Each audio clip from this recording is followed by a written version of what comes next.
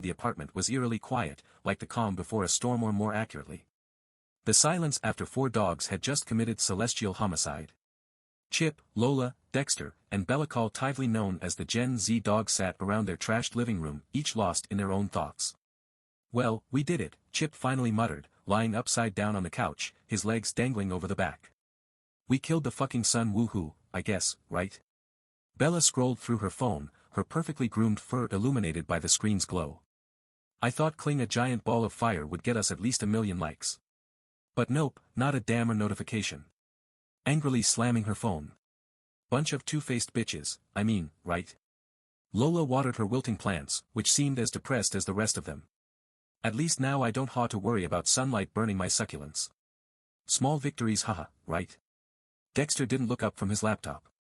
"Yeah, but what if we pissed off something else?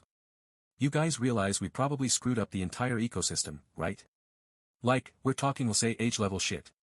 Hope you're cool with penguins and like igloos." They all stared at him with mouths open. "But it was your idea to." Chip started to say. Dexter cut him off, "That's not the point. All I'm saying is I don't think the universe just is you kill the sun and walk away, you know." "Right," they all said at the same time. Everyone went quiet. That thought hadn't really settled until now. And then there was Midnight.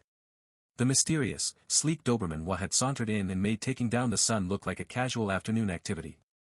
Their calm, cool demeanor should have been comforting, but instead, it made the rest of the crew uneasy. Midnight had vanished right after the showdown, leaving the group with more questions than answers. "So, is anyone else just waiting for Midnight to pop up again?" Chip asked, sitting up now.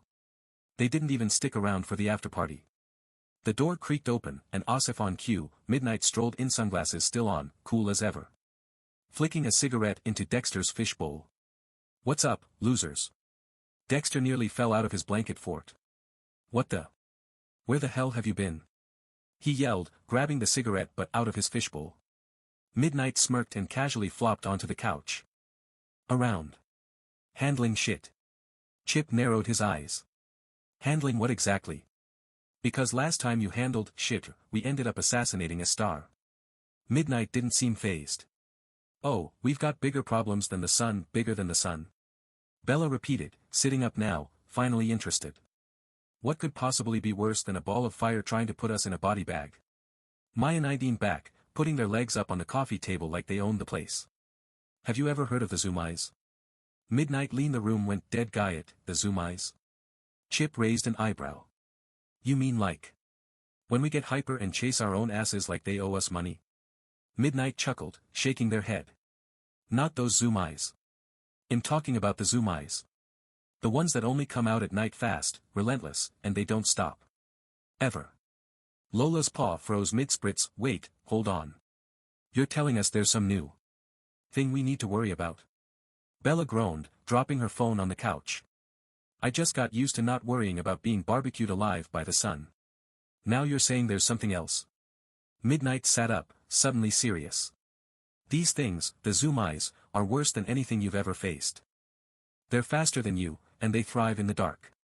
Now that the sun is out of the picture, the nights are getting longer. Which means more time for the Zoomies to hunt." "Hunt?" Dexter's voice cracked as he poked his head out of his blanket fort. "What exactly do hunt?" "They be." Midnight gave a slow, dark smile. "A thing that moves." Chip blinked, his lazy demeanor cracking just a bit. "Okay, so let me get this straight. We killed the sun, and now we've basically unleashed a nighttime nightmare squad that's gonna come after us?" "Pretty much," Midnight replied coolly. Bella scoffed, crossing her paws. "Of course. Because nothing in this universe can just let us chill, there's always something trying to kill us." Lola sat down next to her plants, looking even more anxious. "Is there anything we can do? You know, to stop them?" 2-inch Midnight nodded. "We can prepare. The Zoomies are fast, but they're not smart. We can outwit them, fortify the apartment, and maybe, just maybe, survive the night." Dexter, ever the conspiracy theorist, was pacing frantically, his mind racing. "What if we built a barricade? Or maybe some kind of electrified fence? No, wait, what about a laser grid? We need something that'll stop them in their tracks." Chip smirked and shook his head. "Sure, because the laser grid idea didn't backfire at Al last time.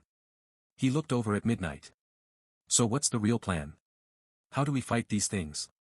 Midnight stood up and started circling them. First, we seal off every possible entrance. They're fast, but they can't get in if we block every crack and hole. Then, we lure them into one spot and neutralize them. It's going to take strategy, and a lot of teamwork. Teamwork? Bella wrinkled her nose. Since when do we do teamwork? Lola raised her paw timidly. Maybe we should start now. I really don't want to get eaten by these things. Chip groaned. Fine. I'm in, but if this involves any actual running or exercise, I'm gonna need to take, like, a really long nap afterward. Midnight grinned. Trust me, if we don't do this right, sleep won't matter much anymore. The dogs exchanged uneasy glances.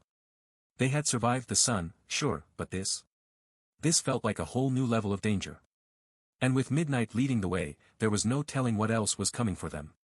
All right, Dexter said, taking a deep breath. Let's outsmart these Zoomies. But if I die, I'm haunting all of you. Bella rolled her eyes. You're already a living ghost, Dex. Let's just make sure we survive this night first. Midnight looked at the group, their eyes gleaming with the thrill of the upcoming challenge. Let's get to work.